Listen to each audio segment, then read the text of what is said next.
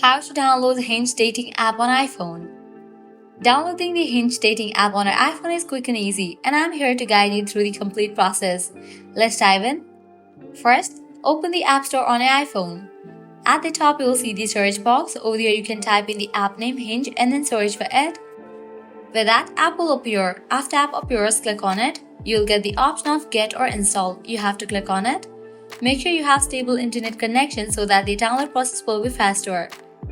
You may be prompted to authenticate with Face ID, Touch ID, or your Apple ID password. Once you do that, download process will start. This usually takes just a few moments depending on your internet speed.